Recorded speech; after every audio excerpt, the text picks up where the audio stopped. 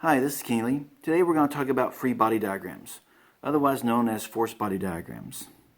Now, a free body diagram basically identifies all the forces acting on the object, except for air pressure. So the weight of the air on the object, we don't measure that one because it's usually all around the object. But we do measure everything else and try to identify it and apply it to the diagram. What would a force look like? Well, a force would be essentially an arrow drawn from the dot that represents that object. We usually use just a dot to represent the object. It doesn't matter if it's a person, a car, a chair, a box, an elephant. It doesn't matter. It's a dot to us because we don't have to worry about drawing that way. But any force will be represented by an arrow that starts off at the dot and then points whichever direction that force is acting. So the arrow direction shows you which way the force is going, and the length of the arrow tells you how big the force is. So the longer the arrow, the greater the force. And basically any force is any push or pull on that object. So let's look at some special ones. There are some forces that we give special names to, or identifiers. The first one is the force due to gravity. Sometimes we call it weight, but it is always on pretty much every single object and always acting straight down. So if you see gravity acting in any direction besides down towards the bottom of the page, it's wrong. And I always use F with a little g to represent force due to gravity.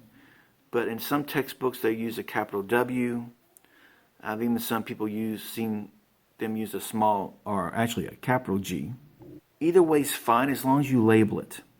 I prefer this one. I prefer the force and then the subscript for what type of force it is. Now the normal force is a force from a surface onto the object. So if you're sitting down watching this video, you feel the force of the seat against your bottom. That would be the normal force. And so it's always from a surface. It has to be from a surface. It doesn't have to be a horizontal surface. The surface can be at an angle. It can be vertical. Just as long as you're touching a surface, you have a normal force.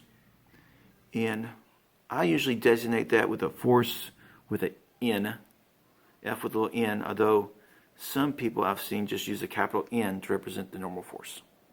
Tension is any force in a rope, a string, a vine, a cable, anything like that. And it's always a pulling force. Ropes don't push, they pull. If you find a rope that pushes, it's not a rope, it's a stick. And so a lot of times for tension, we just use a capital T, or that's what I usually designate it as.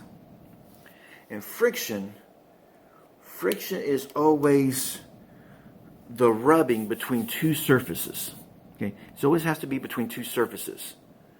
And so when things rub together, they can catch and let go, catch and let go, catch and let go, depending on how rough the surface is. But friction always resists any motion or the chance of a motion. So if you've got something sliding to the right, friction is always acting to the left. And I usually designate friction by F with a little script F. Although I've seen some people just use the script F to designate friction. Either way, as long as you designate it, you're fine. Let's take a look at some situations and figure out what the free body diagram will look like for each one. So we'll start off with a person holding onto a rope. So in every situation, in every one, you always have gravity acting straight down. Now, he's holding on to the rope and he's staying right there, so the force up and downs have to be equal to each other. And so there's got to be a force up that's the same magnitude, so the same amount. But this one, since it's a force in a rope, we're going to call it a tension. But those two are the same. That's what the little slash marks for is. They're both the same. But let's look at a box on a table. Well, this one, again, we'll have weight acting straight down. And then since it's sitting on a surface, sitting on a tabletop, we will have a force up. It's going to be the same magnitude, but this time we're going to call it a normal force because it's a force from a surface.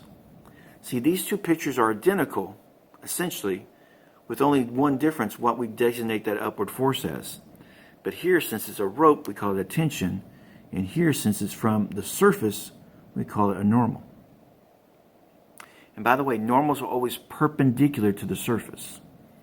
I failed to mention that earlier. So let's take a look at this one at the bottom. A box sliding to the right at a constant velocity, and there's no friction. Nothing tells you that there's friction here. The little slash marks are for it move in this direction. Well, gravity's still acting down. It's touching a surface, so we have a force acting up, which is the normal. And that's it. It says nothing in here about the box being pushed. Obviously, it had to be pushed at some point in the past, but at this moment in time, it's just sliding at constant velocity. No friction there to slow it down.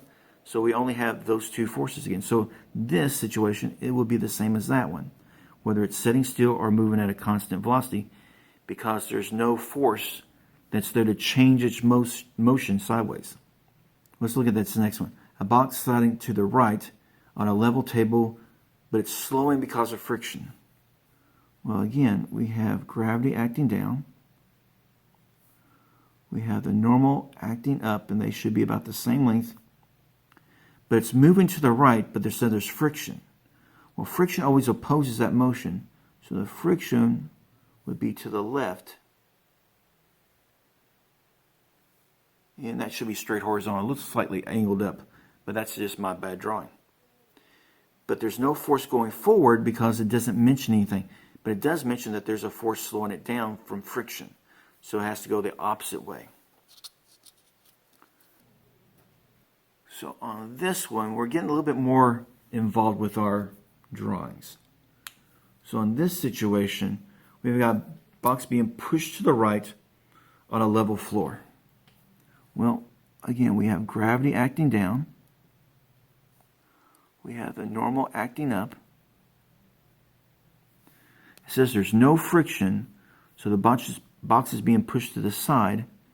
And since he's pushing it, the box is going to go that direction. And since this is just a generic force from the person, there's not really a subscript. We'll just put F. Now, if there's multiple forces that are like that, we'll designate them as F1, F2, F3. But for right now, since there's the only one, just a plain F would do. Now, a box is being pulled to the right on a level floor with a rope. Again, no friction. Well, we have gravity acting down. The normal force acting up. And this time the force that's pulling this way is from a rope, so we're going to call it a tension. And so we'll use a T. Again, same drawings. The only difference is what we name the force. This one's just a generic force, and that one's a tension. On this one, box being pushed at a constant velocity across a level floor. Okay, we've got gravity acting down,